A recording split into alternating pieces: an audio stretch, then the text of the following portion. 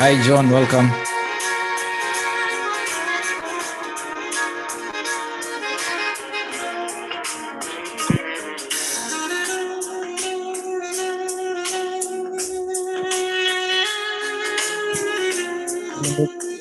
Hi, John. Hi, Dominic. How are you today? Doing good. All right. Thank you for joining. We'll be starting in a few. We're just waiting for more people to join in. Sure. All right.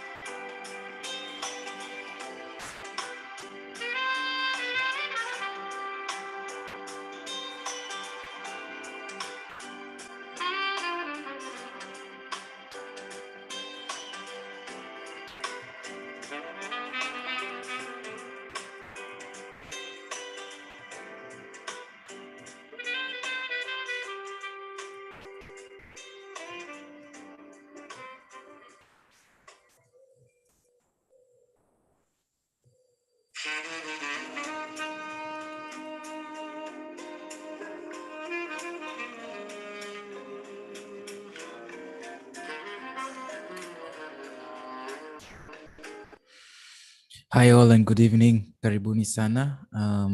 We can be able to engage on the chat box. Just tell us who you are and where you're joining from. And thank you very much for all those who have joined this discussion today. I hope I am audible enough. If not, kindly let me know. Mbugua, can you hear me? Dominic, I can hear you loud and clear from my end.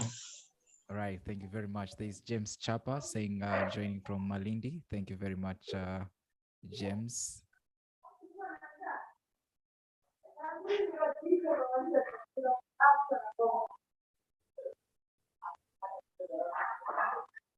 Shahadi, asante sana kwa kujoin.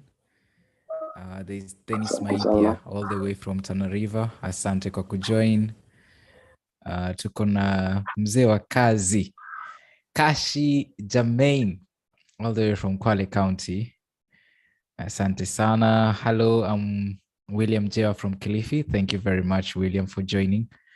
I am Kinyui Mwarabu Bunaya, working for Vox Radio, that is 95.0 Sauti Yangu in Tana River County. Glad to be here tonight. Sasa, asanteni sana. Tutakuwa tunasubiri tu muda kidogo profesa aweze kujiunga nasi alafu tuweze kuendelea. In the meantime, let's engage kwa hiyo chat box tuweze kujuana tunatoka wapi, na pia kama uko na swali ama ulikuwa uko na kitu ambacho ulikuwa unalenga kumuuliza profesa alimshauri atakapokuwa anajiunga nasi, pia unaweza kuweka kwa comment mbele, alafu baadaye mimi nitakuwa napitia tu comments niweze kuuliza hilo swali kwa profesa anapojiunga nasi. Kwa hivyo asanteni sana kwa kuweka muda usiokuwa mrefu. Profesa atakuwa anajiunga nasi pia ili tuweze kuanza mdahalo huu wa leo, ikiwa tunaangalia tu, je, kuna umuhimu wowote wa kuweza kupiga hizi kura? Manake muda mwingi sana tunaambiwa tuweze kupiga kura, tujitokeze kwa wingi, lakini kuna umuhimu gani katika huku kupiga kura? Sasa tutakuwa tunabaini ukweli wa mambo hii leo ili tuweze kujitokeza, kama ni kujitokeza ama hata kama kususia hizi kura, lakini hatusemi kwamba msusie kura, hapana. Lakini leo ndio tutakuwa tunajua ukweli wa mambo kuhusiana na umuhimu wa kuweza kupiga kura. Kwa hivyo asanteni sana kwa kuweza kujiunga nami. Mimi naitwa Dominic Mwambui kwa wale ambao hawanifahamu, na nafanya kazi na shirika linajulikana kama Search for Common Ground. Ni shirika ambalo linajihusisha na masuala ya ujengaji amani na pia vile vile masuala ya kutatua baadhi ya mizozo katika njia ambazo ni za sio za vurugu, ama katika njia ambazo ni salama, katika njia ambazo ni za kuweza kuileta jamii pamoja. Kwa hivyo kama nilivyoeleza kwamba muda usiokuwa mrefu profesa atakuwa anajiunga na sisi. Nimemwona hapa kwa waiting room na nimeweza kumruhusu aweze kujiunga nasi. Kwa hivyo muda usiokuwa mrefu tu tutakuwa tunaanza na mazungumzo haya. Luftia Bakari, haya, wacha aweze kujiunga nasi ili tuweze kuendelea. Kwa hivyo mabibi na mabwana, karibuni sana kwa mdahalo leo, ikiwa tu tunataka kubaini, je, hizi kura zina umuhimu wowote? Na ikiwa basi hii leo tumeweza kuwezeshwa na Umoja wa Ulaya, ama kwa wale ambao wanapenda lugha ya Kimombo ni European Union. Na hii leo kama nilivyoeleza, mimi nafanya kazi na shirika la Search for Common Ground, lakini katika mradi ambao tunautekeleza ambao umeweza kutuwezesha kuwa mahali hapa hii leo ni mradi ambao unafahamika kama pamoja, sio pamoja bali ni uchaguzi bila balaa. Uchaguzi bila balaa ndio mradi ambao umetuleta hapa, na pia vile vile tupo na washirika wetu ama mashirika washirika, na ikiwemo ni Huria ama Human Rights Agenda, na pia vile vile tupo na Muhuri ikiwa ni Muslims for Human Rights, ambao pia ni washirika wetu katika mradi huu wa uchaguzi bila balaa ambao tumeweza kufadhiliwa na Umoja wa Ulaya. Kando na hao washirika wawili, katika kaunti ya Lamu tupo na Kiunga Youth Bunge, Katika kaunti ya Tana River tupo na Tana River for Peace and Reconciliation for Development ambao ni TRPRD. Alafu kule katika kaunti ya Garissa tupo na shirika ambalo linafahamika kama Ijara Women for Peace.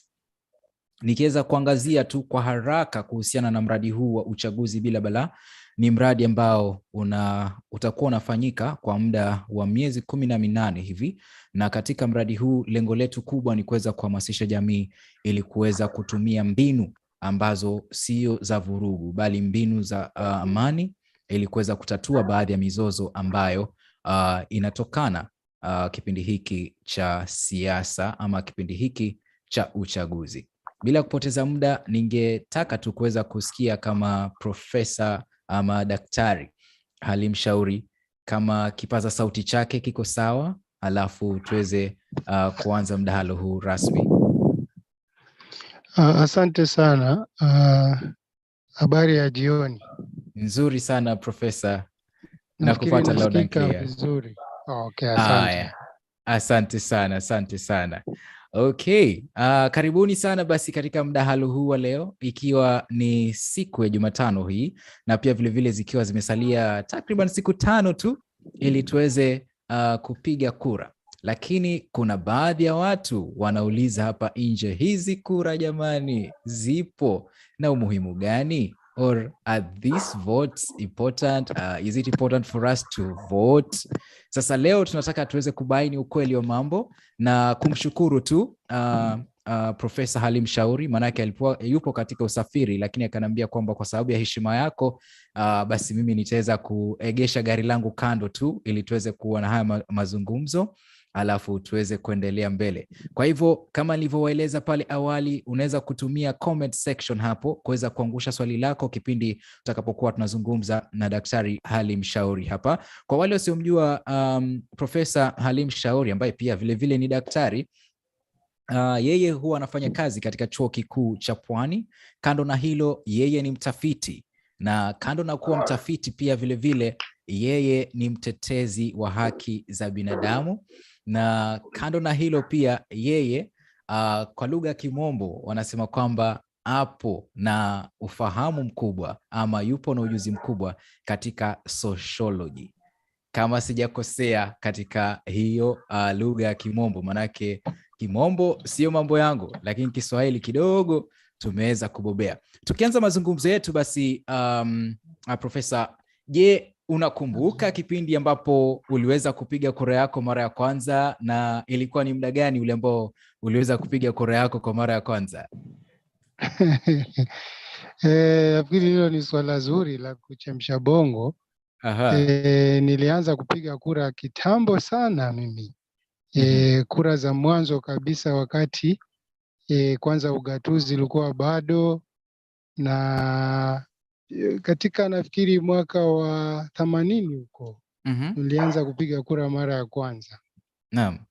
Kwa hivyo siwezi kumbuka haswa ni mwaka gani, manake umenishika kabla sijavaa viatu. Ni sasa miaka ya 80 ndio nilianza kupiga kura mara ya kwanza.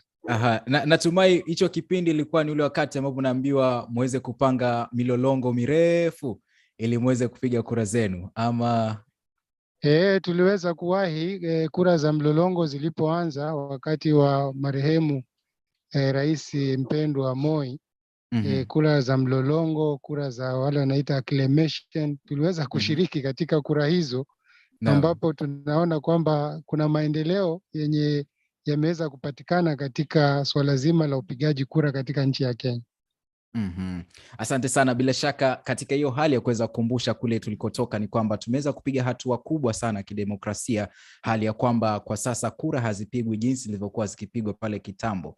Kwa hivyo tukizidi kusonga mbele hapa, Profesa, kuna mtu ambaye yeye itakuwa ni mara yake ya kwanza kupiga kura, na pia itakuwa hana ufahamu mkubwa wa hii kura ni nini. Kwa hivyo tukianza tuanze na pale, hii kura haswa huwa ni nini?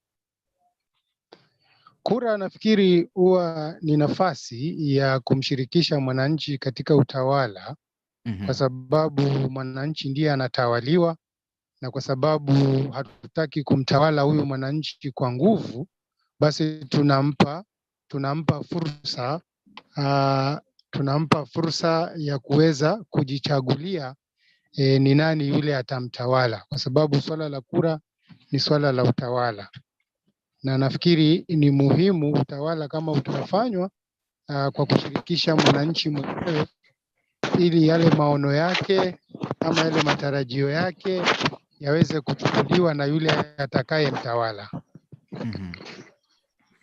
Swali lingine katika kuelekezana na hiyo ya kura, mwananchi hapa nje anashindwa kuelewa hii kura, hata ninapoipiga mimi inanisaidia vipi? Na najua umeweza kutaja kwamba inampatia nafasi, lakini hiyo nafasi ambayo tunampatia huyu mwananchi inamsaidia vipi?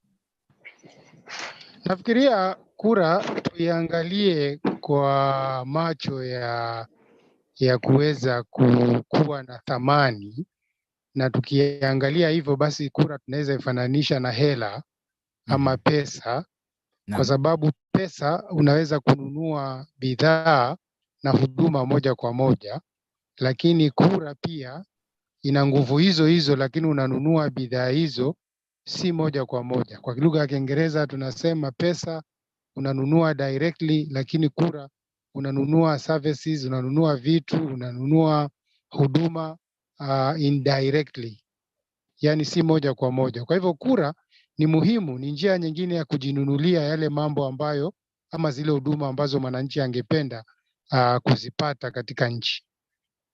Na kwa huduma hapa unaelekeza katika mambo kama gani, Profesa? Kuna huduma zenye ni za kibinafsi na pia kuna huduma za umma. Na huduma za umma kwa mfano ni kama vile barabara, ni kama vile hospitali, ni kama vile swala zima la usalama. Vipi unataka kuchungwa kiusalama, ama barabara zako unataka ziwe vipi, ama vile jinsi unataka kufanya biashara zako unataka zielekezwe vipi kama mwananchi, ama kama unataka maji kama mwananchi unataka maji yapatikane vipi, kwa sababu si kila mtu ana uwezo wa kibinafsi wa kuweza kujichimbia kisima, na hata yule uwezo wa kibinafsi wa kujichimbia kisima cha maji lazima kuwe na sheria za utawala ya jinsi gani maji yale yatachimbwa na maji yale yataweza kutumika. Kwa hivyo ni muhimu kuweza kupata hizi huduma. Hatuwezi kuzipata kila mtu kibinafsi, kuna zingine lazima tuzipate kwa pamoja, na ndio maana ni muhimu watu kupiga kura ili kuweza kujipatia zile huduma ambazo si luxury ya kila mtu kuzipata moja kwa moja. Naam. Jambo lingine ambalo huwa linaambatanishwa na upigaji kura ni kwamba mwananchi anaambiwa kwamba unakuwa na sauti. Sasa hapa umetaja kwamba hii pia inaweza kuwa ni kama hela, anaweza kununua jambo. Alafu pia kuna mwingine anakuja anatuambia kwamba kura yako ni sauti yako. Sasa sijui kama unaweza kutufafanulia kuhusiana na hii sauti. Inakuwaje kwamba mwananchi kura yake inaambatanishwa kwamba ni sauti yake pia? Naam, kwa swala zima la kupiga kura ni swala la kidemokrasia na ni swala la kuhusisha watu katika utawala. Zamani kabla masuala ya kupiga kura ama masuala ya uwasilishaji watu kule Ugiriki kule Athens, Greece, watu walikuwa wakikutana mahali wakifanya maamuzi ya jinsi watakavyotawaliwa, watu wote wanakutana hapo. Lakini watu walipoanza kuzidi na kuwa wengi, ikabidi lazima sasa wachague mtu kuwakilisha sauti zao. Ile tunaita Kiingereza representative democracy. Kwa hivyo demokrasi yenyewe haswa ni kuhusisha kila mtu, twende bungeni, wa Kenya wote kwa mfano milioni 50 twende bungeni tukafanye maamuzi. Lakini unaona hilo kundi ni kubwa sana, hatuwezi fanya hayo maamuzi. Kwa hivyo kurahisisha ni kutumia kura, na kura huwa ukiipigia mtu unampatia mamlaka ya kwenda kukuzungumzia wewe yale yako ambayo ungependa uyazungumze. Nafikiri hapo nieleweke vizuri. Mimi nina mambo nataka, mimi nina huduma nataka, lakini sina nafasi ya kwenda kule bungeni. Kwa hivyo namchagua mbunge wangu akaongee kwa niaba yangu yale mimi ninayoyataka kule bungeni. Na hapo nafikiri ndipo mahali ambapo Wakenya wengi wanakosa kuelewa.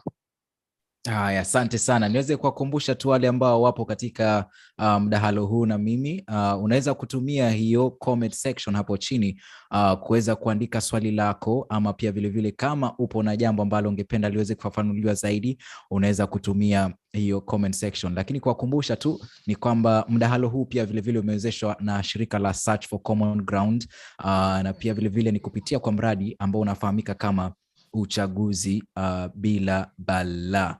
Sasa tukiweza kusonga mbele hapa, Profesa Halim Shauri, kuna jambo lingine ambalo huwa linamambatanishwa na huu upigaji kura. Sana sana pale unaposikia kwamba watu wamejitokeza kwa wingi wakapiga kura, au wakati mwingine unasikia kwamba watu wamejitokeza kwa uchache sana kuweza kupiga hizi kura. Sasa hebu tufafanulie haya madhara ya mimi naposema kwamba sitapiga kura.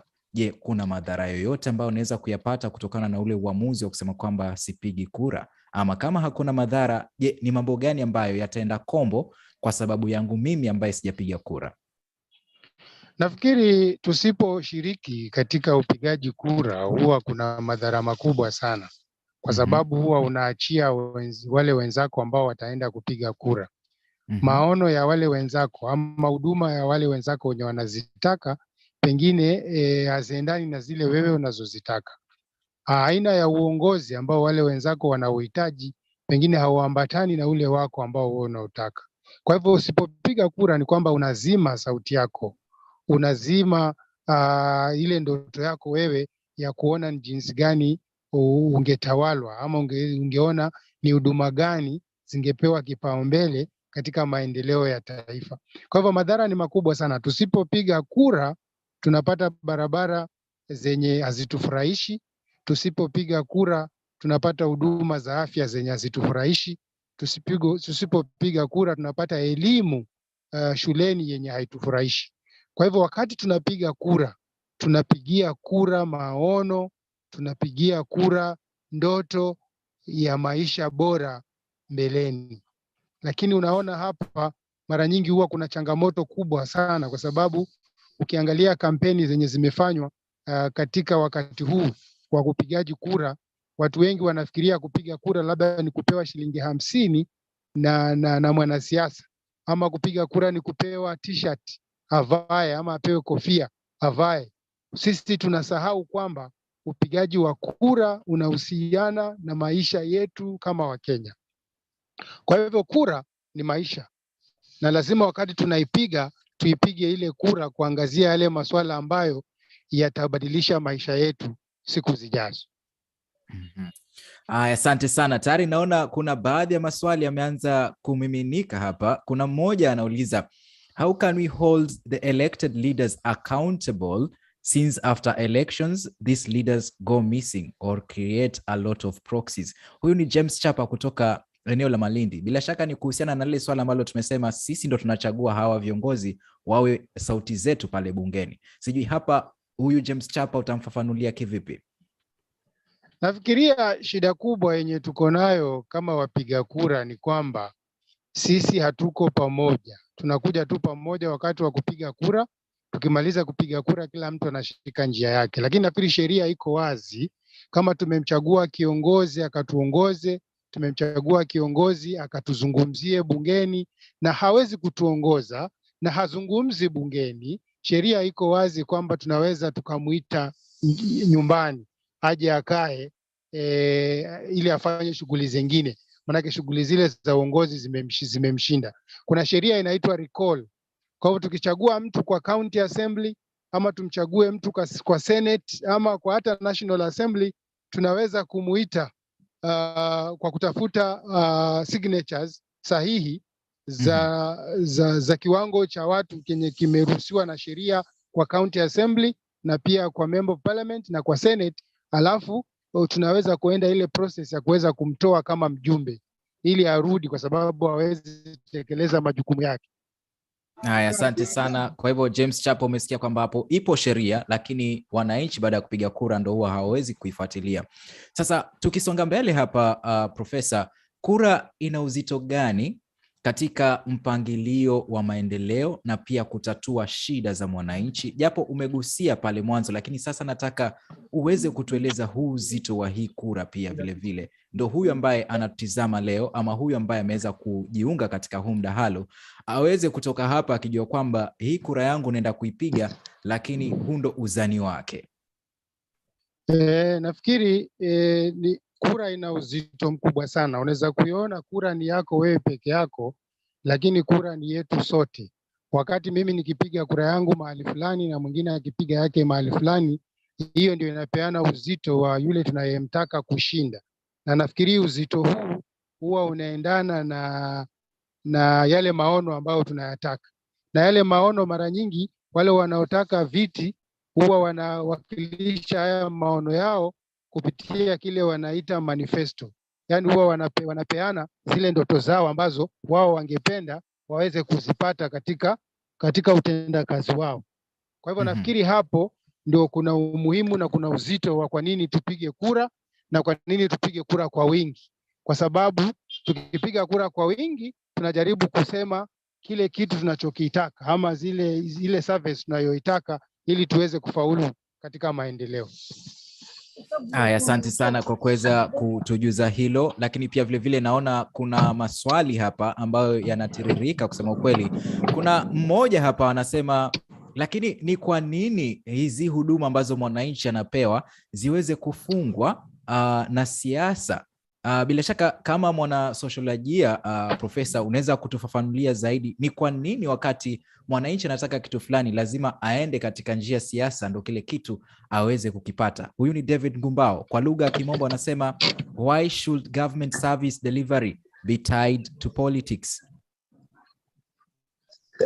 Kwa sababu sisi sote hatuwezi kupeleka malalamishi yetu kila mmoja kivyake.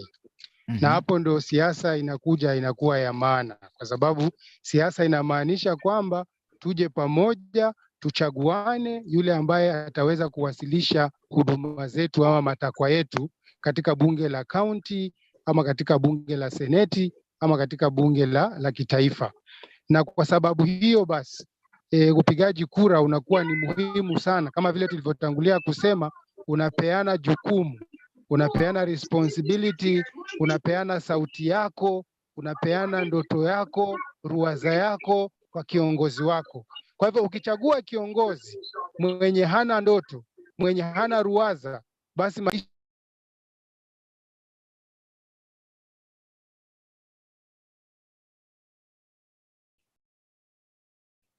kumradhi kidogo, tumekuwa na hitilafu hapo. Profesa ameweza kummute, kwa hivyo wacha niweze kumuuliza tena aweze kuji-unmute ndio aweze kuongea. Profesa, sijui kama unaweza kuji-unmute na kuendelea. Naam. Nimekusikia, nafikiri imejimute yenyewe, sijui imemute namna gani, lakini nilikuwa nasema hivi. Kura iko na nguvu, tena iko na nguvu sana, kwa sababu sisi sote hatuwezi kujaa pale county assembly. Sisi sote hatuwezi kujaa kule bungeni, bunge la kitaifa ama hata bunge la seneta. Kwa hivyo wakati tunapiga kura, tunapeana uwezo, tunapeana nguvu, tunapeana sauti kwa mmoja wetu aweze kwenda kule bungeni kutuwakilisha. Kwa hivyo wakati tunapiga kura na tunamchagua mtu, lazima tuhakikishe tunachagua mtu mwenye ana tajriba na uwezo wa kuweza kutuwasilisha kule bungeni.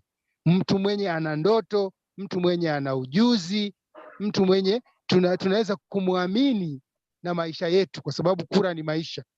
Wakati tukipiga kura tukiholela, basi tunapoteza maisha yetu. Na ndio maana ukaona nchi nyingi za Afrika na hata Kenya tuko na changamoto nyingi sana zenye kila siku tuwazungumza changamoto hizo. Tukipata uhuru kwa mfano, tulikuwa tukizungumzia changamoto za umasikini. Angalia miaka zaidi ya 50 bado tuko maskini. Tulikuwa tunapiga kelele kuhusu swala zima la ujinga. Angalia miaka zaidi ya 50 bado ujinga ule umekithiri katika jamii zetu. Na swala zima la ugonjwa, bado magonjwa hata yamezidi, huduma za hospitali hata zimedorora kabisa.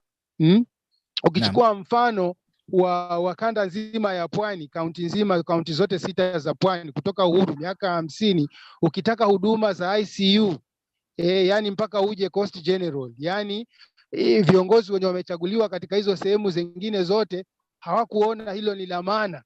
Kwa hivyo lazima tujiulize, tunachagua mtu mwenye ana uwezo, tunachagua mtu mwenye anatutoa penye tulipo kutupeleka mbele, ama tunachagua mtu mwenye anatutoa pale tulipofika na turudisha nyuma?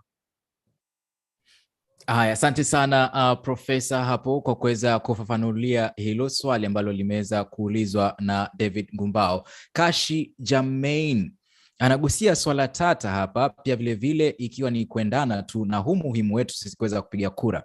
Anasema kuna hili swala la mbumulo ambalo hujitokeza sana Kwale wakati wa uchaguzi. Wapiga kura wanaitisha pesa ili wajitokeze kupiga kura. Je, kama wanajamii tufanyeje kuhakikisha watu wanajitokeza kupiga kura bila ushawishi wa pesa? Kando tunakufahamu umuhimu wake, kuna wengine wanasema lazima wapewe kitu ndio waweze kupiga kura. Sasa hapa na hapo panaingiliana vipi bwana Halimshauri, Profesa Halimshauri?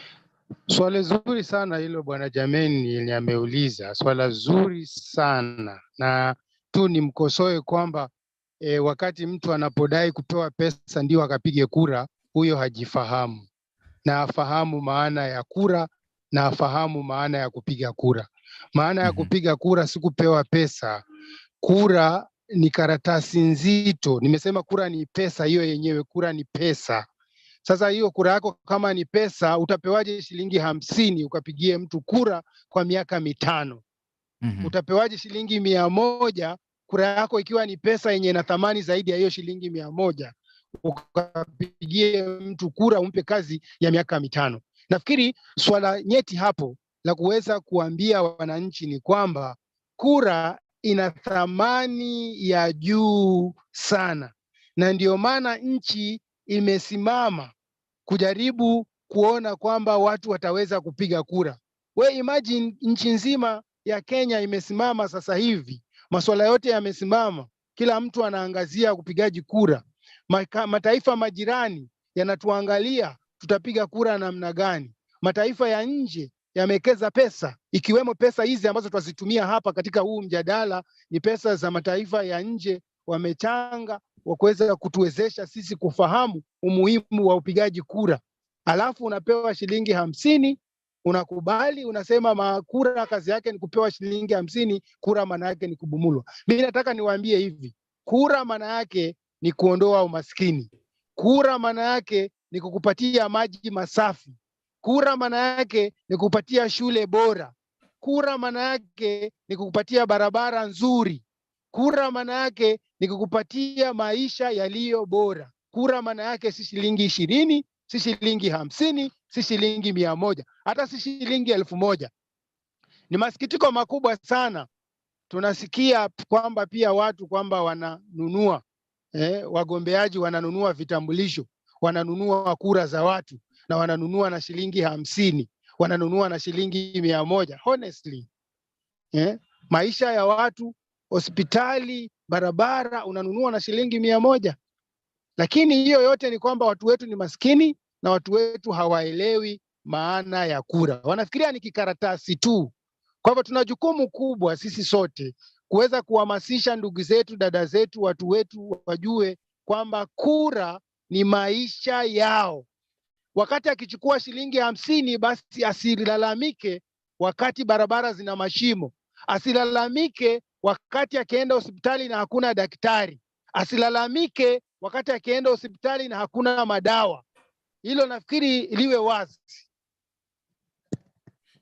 Haya, asante sana Profesa, na pia vile vile bila shaka natumai Kashi Jamain mahali popote pale ulipo umeweza kujibika. Lakini pia alikuwa ameweza kutanguliza kwamba kuna baadhi ya mashirika na pia kuna baadhi ya watu katika jamii wanaojitahidi tu kuweza kumweleza mwananchi mwenzake kuhusiana na ule umuhimu wa kupiga kura na aepukane. Je, kuna mbinu zozote pengine ambazo umeweza kuzifanyia utafiti, ambazo hizi tukizitumia sisi kama wale ambao wapo katika mashirika, wale ambao wanafanya kazi katika jamii, tukitumia hizo mbinu basi tunaweza kumwelimisha huyu ambaye yeye akipewa shilingi 50 basi ile kitambulisho chake ndo ashakipeana?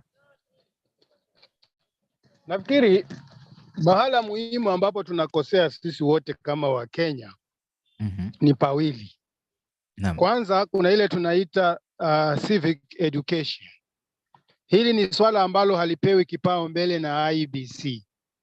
IEBC ina jukumu la kufanya civic education, kuelimisha wananchi masuala mazima ya siasa, masuala mazima ya kampeni, masuala mazima ya kuona umuhimu wa kushiriki katika swala zima la kisiasa. Pili ni ile tunaita voter education, ambayo ndio hii ambayo wewe umejitolea na organization yako ya Search for Common Ground kutupatia voter education, kutuambia kwamba kura ina maana. Hii ni kazi ilikuwa ifanywe na IEBC, na IEBC imepewa pesa za kufanya kazi hiyo. Vile hizo pesa zinafanyiwa mimi sijui, nafikiri hilo swali hilo msiniulize. Lakini mashirika yasiyokuwa ya kiserikali yanaingia pale ambapo serikali imeonyesha kuna mapengo ya kuweza kuziba. Na ndio maana nafikiri Search, Huria na sijui Muhuri umekuja pamoja kuona ni vipi kuna hili pengo kwamba watu hawajui umuhimu wa kupiga kura. Lakini hii ni kazi yenye ifanywe na IEBC, lakini IEBC wao kazi yao ni moja tu ya kuclear candidates, kazi yao ni moja tu ya kuhakikisha watu wanapiga kura. Kwa hivyo IEBC yenyewe inataka pia ichambuliwe kulingana na utendakazi wake. Is IEBC effective venye inafanya kazi ama imetepetea mahali? Kuna mahali imezembea, na pengine huku kuzembea wanasiasa hawakushughulikii kwa sababu kuna wanufaisha wao. Kwa sababu wananchi kama hawajui kwa nini wanapiga kura, wanauza vitambulisho vyao na shilingi 50, wanaweza kuuza kura zao kwa shilingi 100. Wanasiasa wanafurahi hilo. Lakini sisi ambao tuko katika vitengo vya kuweza kuona maendeleo halisi yanawafikia wananchi, tunasikitika sana na tunaona uchungu sana wananchi wanapopoteza kura ili wapewe pesa, kwa sababu bila kumpa mtu kofia, bila kumpa mtu sijui t-shirt, bila kumpa mtu dera, mpaka umnunulie dera ndio akapige kura, wengine mpaka uwape nauli ndio wakapige kura. Wananchi hawajajua umuhimu wa kupiga kura, na ndio maana tutaendelea kuwa maskini, kwa sababu hatuwezi kuwashika viongozi wetu accountable, kwa sababu walitupa shilingi 50. Hatuwezi waita kama wafanyi kazi zao, kwa sababu walitupa shilingi 100. Nafikiri hilo ni swala ambalo ni swala zito sana, lakini ni swala ambalo sisi sote tulitilie maanani, lakini ni swala ambalo lingeanza kufanywa na IEBC, ile tume ya uchaguzi. Asante sana Profesa Halim Shauri. Tumezungumza mengi hapa, lakini kuna jambo moja ambalo naliona likijitokeza sana, na hili swala ni uchumi. Sasa huu uchumi wetu, ile shilingi ambayo tunapata tunapokwenda kazini, ile shilingi tunayopata kutoka kwa ndugu zetu wanapokuja nyumbani baada ya kwenda kufanya kazi, inaunganikana vipi na huu upigaji kura? Katika utawala ama katika swala zima la utawala lina nguzo 3. Nguzo ya kwanza ni nguzo ya siasa, ndio hilo nguzo yenyewe ambayo tuko ndani saa hizi tukijadili, na nchi nzima iko katika hilo ikitarajia kupiga kura tarehe 9. Nguzo ya pili ni nguzo ya uchumi. Ndio maana unasikia wagombeaji wote wanaligusa swala hilo. Wale wa kitaifa wengine wanasema wako na sijui baba care, wengine wanasema wako na bottom up. Hilo ni swala zima la uchumi. Kwa hivyo wanaonyesha kwamba uchumi ni nguzo muhimu katika swala zima la utawala. Hauwezi tawala watu wakiwa na njaa, lazima utawale watu wenye wanaweza kupata chakula, utawale watu wenye wanaweza kuwa na makao bora, utawale watu ambao wana afya bora, na hayo mambo yote yanakuja kama uchumi ni mzuri, umeimarika, ama kama uchumi unakuwa. Alafu swala la nguzo ya 3 ni nguzo ya jamii. Masuala ya kijamii pia ni masuala ambayo ni muhimu sana. Masuala ya social security, wale wasiojiweza, wale maskini, wale wajane, tunawasaidia vipi, ama serikali inawasaidia vipi? Kwa hivyo swala la uchumi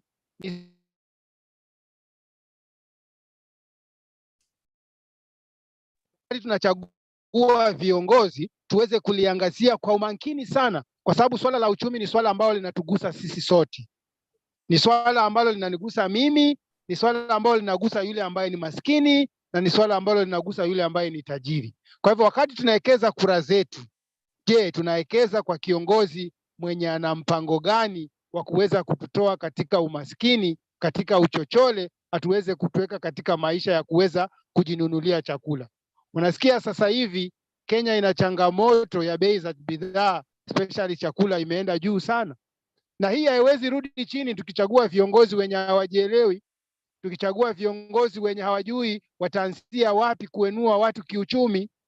Mimi nitakwambia tu kwa urahisi, kama mtu atapiga kura, apige kura kwa kiongozi ambaye anaangazia swala zima la maji.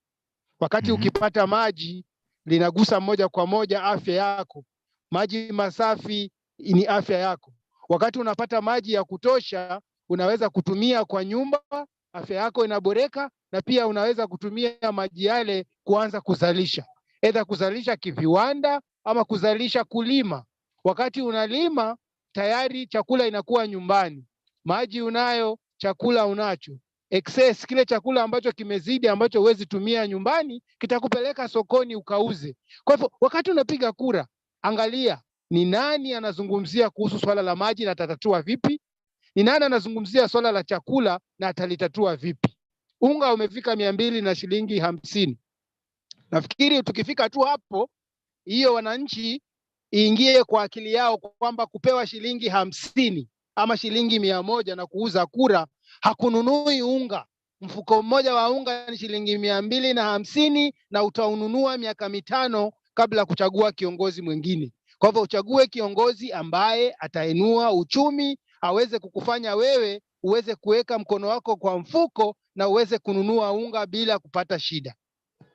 Haya, asante sana. Zikiwa ni dakika 40 zinakatika hapa, niweze kuwakumbusha tu wale ambao wanajiunga nasi ya kwamba leo tupo na mdahalo hapa na Profesa Halim Shauri ambaye pia vile huwa anafanya kazi katika Chuo Kikuu cha Pwani.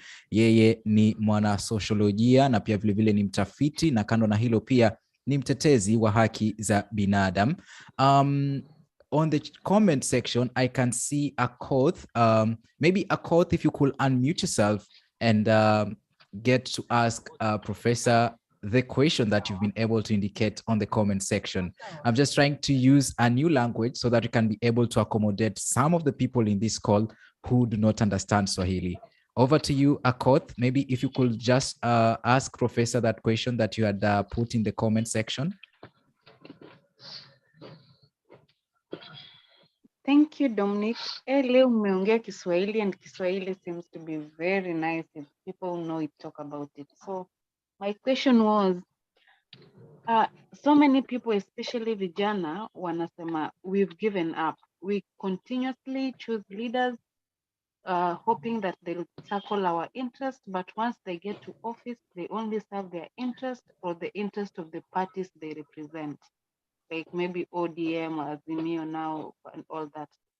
Now, the leaders pia ni kama washajua hivyo. So when it comes to campaign time, they just come dish out t-shirts and some peanut money. And once they leave with their interest. So how do we rekindle the patriotism that a leader knows very well that if I'm here, I need to be of service to my people. And the people are very clear to leaders that you are serving us, and we are going to hold you accountable for the service we need from you, or the service that made us to take you to the office. Thank you.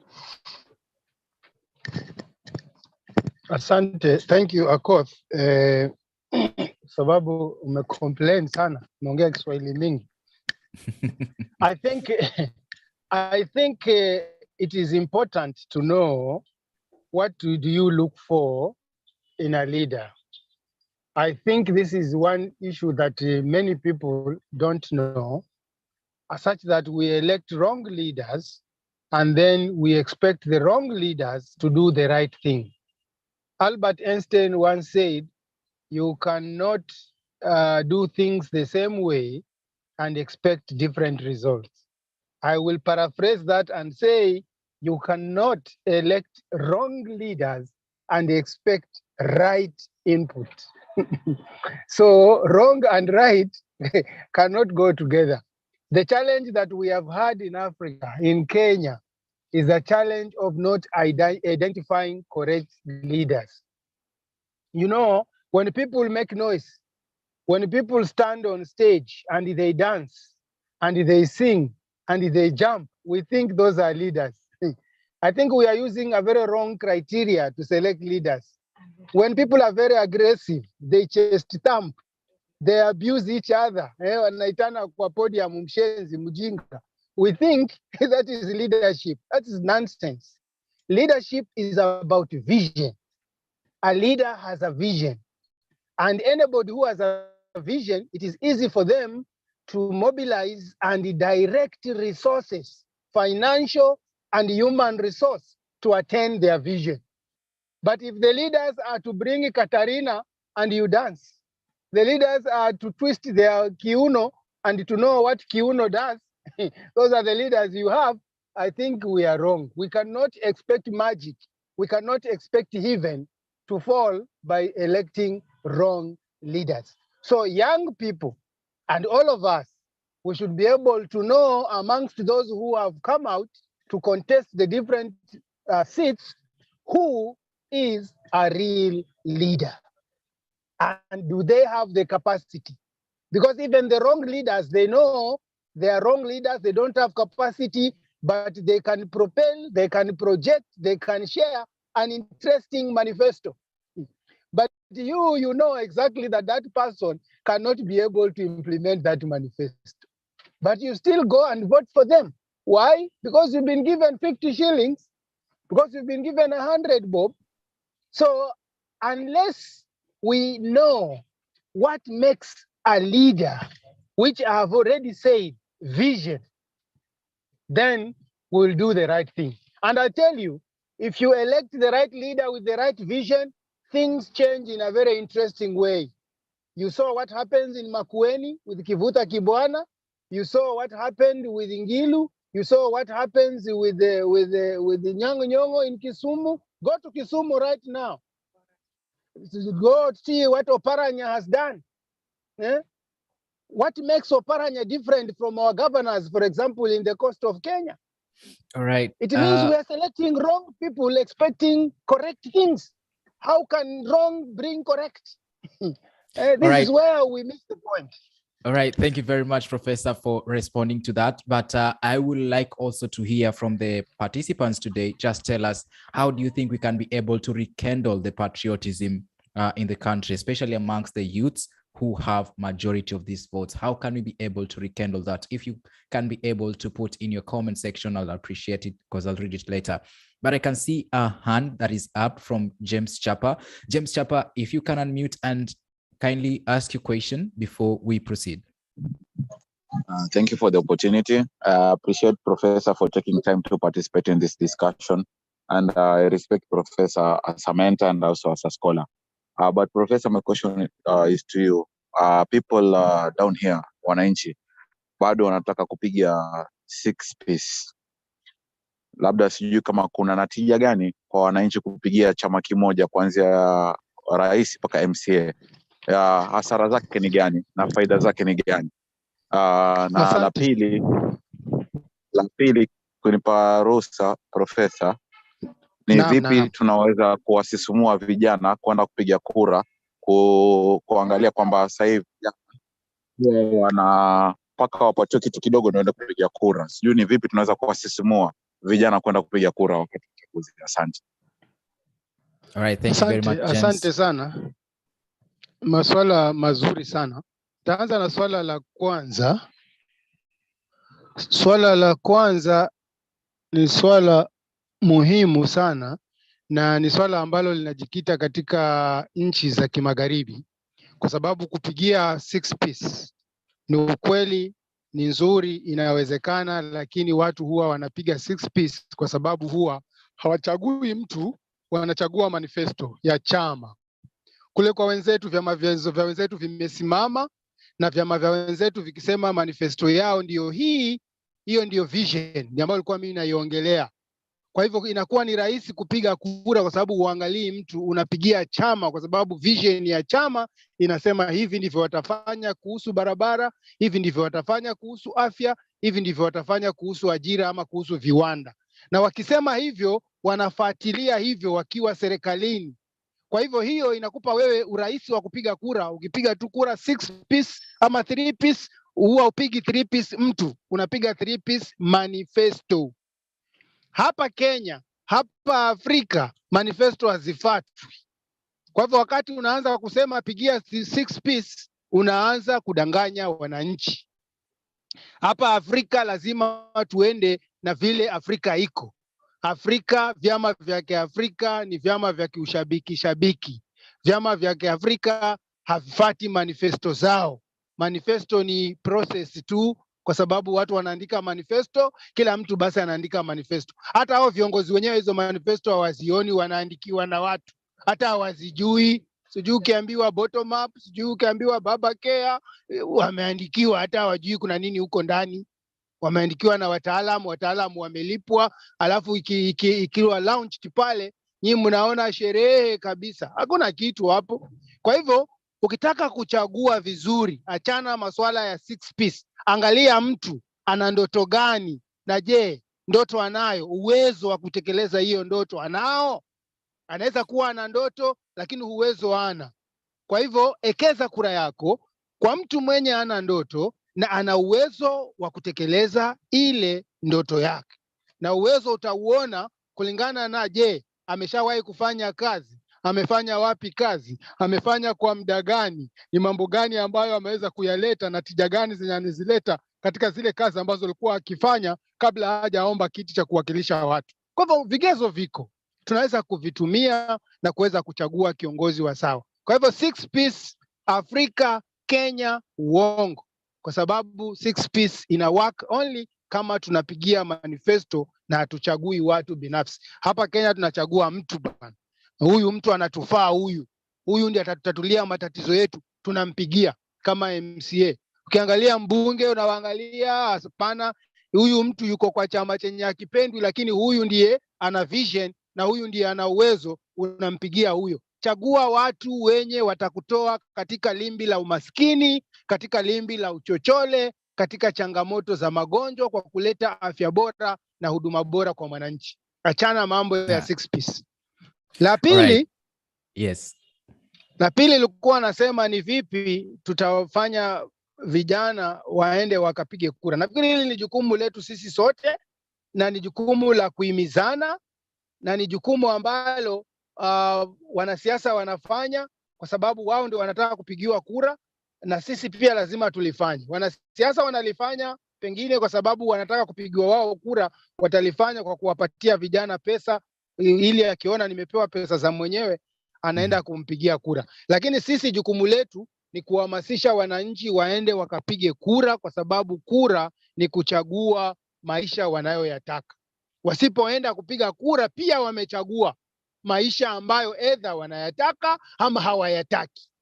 Kwa hivyo bora ni kwenda kupiga, uchague maisha unayoyataka kwa kumpigia yule unayemtaka, kuliko kukaa nyumbani usiende kupiga kura kwa sababu hujapewa shilingi 50, basi itakuwa bado umechagua. Ukipiga kura umechagua, hujapiga kura umechagua. Kwa hivyo usije ukalalamika. Kwa hivyo afadhali ukapige kuliko usiende kutopiga. All right. Thank you very much, Professor. Just a polite reminder and a polite notification to all those that are joining. Kindly, on the comment section, give me your full names and your phone number. Your full names and your phone number. Just type it on the comment section. We are left with about 9 minutes, but I can see a hand that is up from Ahmed. Kindly unmute yourself, tell us who you are, and then you ask your question. In the meantime, kindly use the comment section to give us your full names and your phone number. Thank you very much, Mr. Dominic. Can you hear me? Yes, I can hear you, Ahmed. Thank you, Mr. Dominic, for giving us this opportunity. We are grateful to such a common ground and the professor for giving us a lot of insights. Mine is not a question, but a comment. The issue on the ground is, the main issue is poverty and illiteracy level. The poverty level is high. That's why people take 50 shillings, 1,500 from that leader, from that who's contesting. And that taking that 1,000 is for that particular day. Like you will regret for 5 years. At the expense of 5 years, you will take something 500, which does not help you. So this leader, let's say an MP, I say 50 million, 100 million in this campaign. So when he is elected, he's bringing back his money so that he's now at least pay back. You expect development from him? You have already bought yourself. So he's getting back his money, and you want development from him. There's no medicine in the hospital. There's no water. There's no electricity connection. There's no school. At least there's nothing. And these are the problem of the citizens. So if people are enlightened, then the literacy level is a bit high. At least people could have chosen good leaders. The other thing is, here in Northeastern, I'm from Mandera now. We have practiced what's called clanism. We don't mind whether this person has a vision or what. We say this is one of our own. Maybe the person has no vision, is not a good leader, but we just follow him blindly.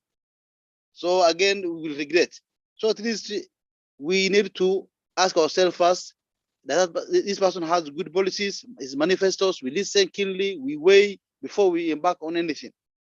The other thing is we need to be very careful. So we don't need to regret again 5 years. Instead of just one day, you just take 500, 1,050. It will not help you. So that is now what we want to civic education is not there. People don't know their rights.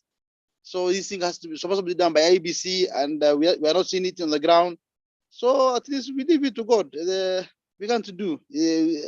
Leaders will take advantage of us, the literacy level and the poverty level on the ground. That is my comment, and we are grateful for giving us this opportunity. Thank you very much.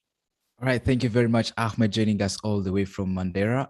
There's another hand that is up, and this is Joyce Jeffwa. Joyce Jeffwa, if you could take the next 2 minutes before I bring in somebody who will be just saying thank you for all that joined in, and also to tell us more of what we as Search for Common Ground will want they used to do during this election period. Over to you, Joyce Jeffwa. Thank you very much. Ningetaka kujaribu kuongea Kiswahili. Nataka kuuliza kwa nini Afrika haijakomaa kama continent zingine? Is it because watu hawajui mahitaji yao na hawajithamini, ama ni kitu gani ambacho tutaweza kuelekeza hata mtu aliyesoma achague mtu ambaye hawezi kurepresent vizuri mahitaji yake? All right, so if I got your question well, did you get it right, Professor? I could repeat it in English. All right, Professor, did you get the question? Yes, yes, a very interesting question. Okay. A very interesting question. But I think the challenge is around poverty. It revolves around poverty. Even those ones who have gone to school and those ones who seemingly don't look like they are poor, they are still suffering or they're still holding the remnants of poverty experiences in the past. And therefore they fear that even if they have succeeded, they may fall back to poverty, just like the way they were growing up in the villages and they were struggling up in life.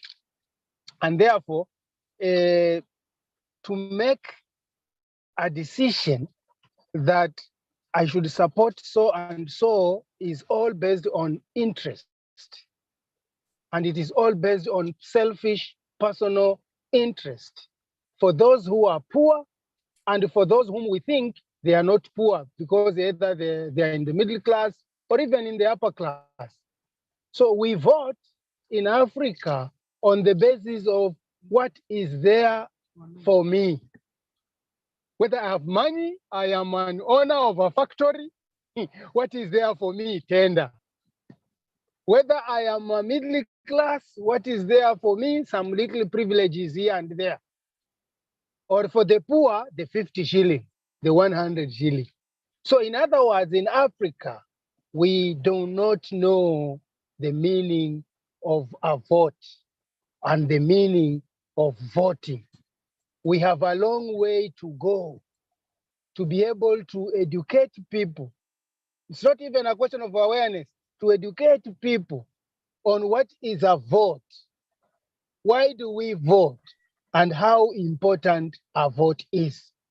A vote has no price, I will tell you, because a vote is the future.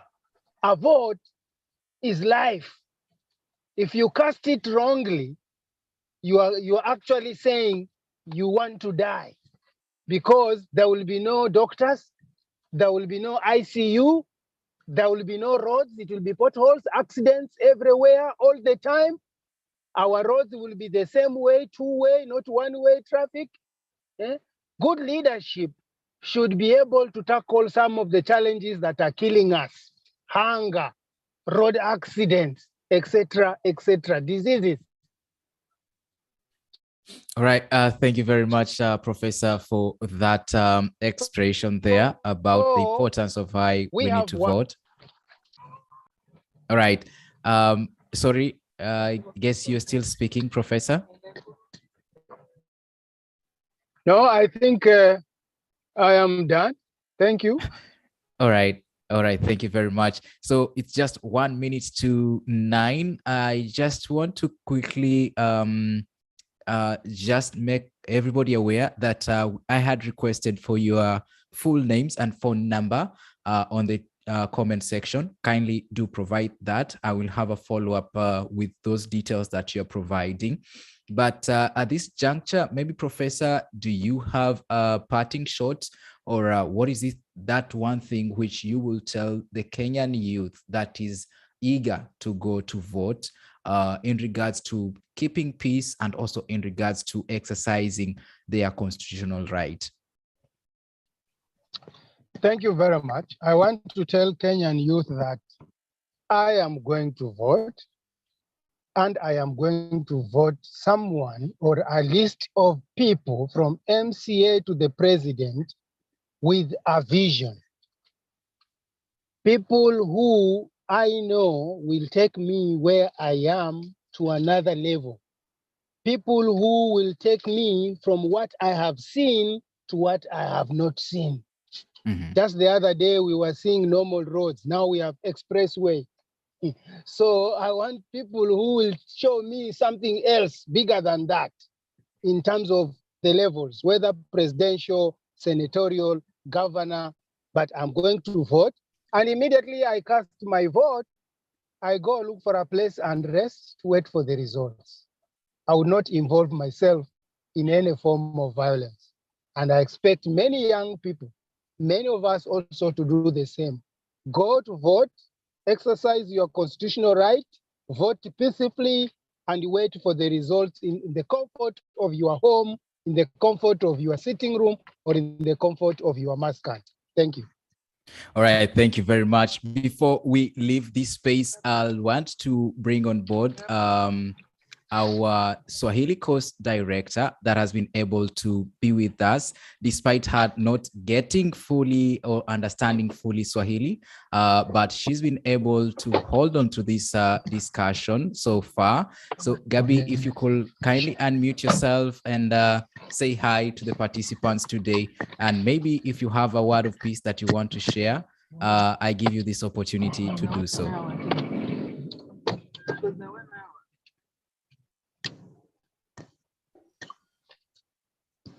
Hello, Gabi, can you hear me?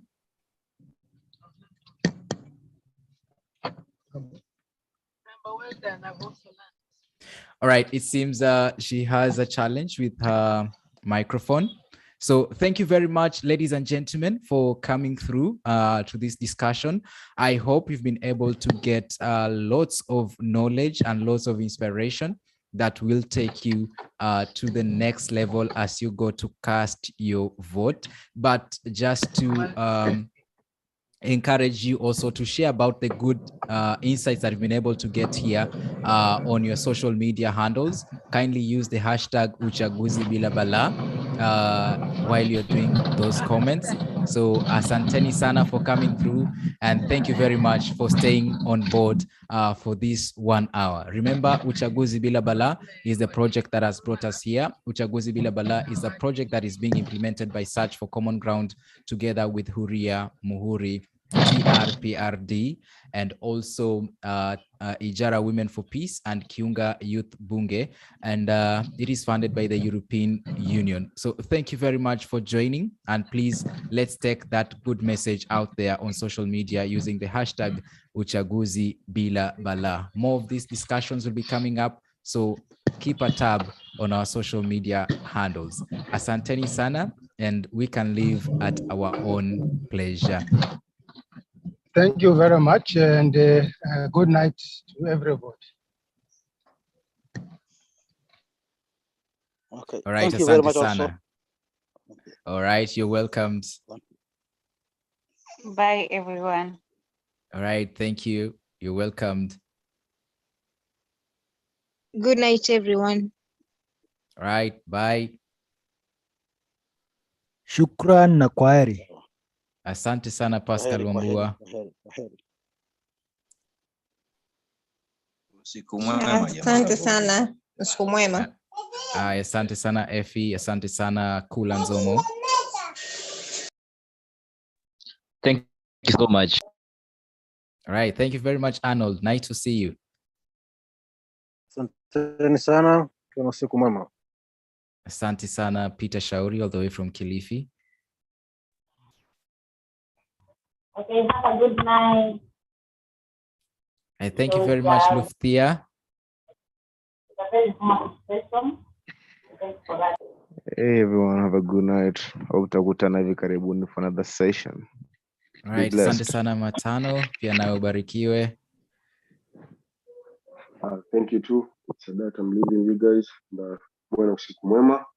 And I hope nimepata mengi kupitia professor, hata pia kupitia wewe kakaangu. I wish you good. All right, thank you very much.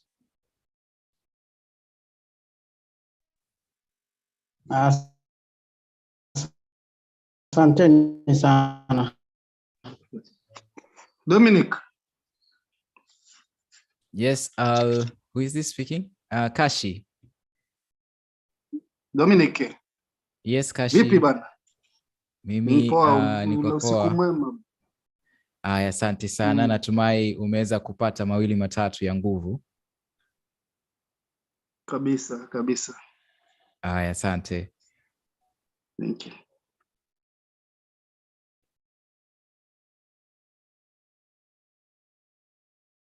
All right, Alfan Rama, asante.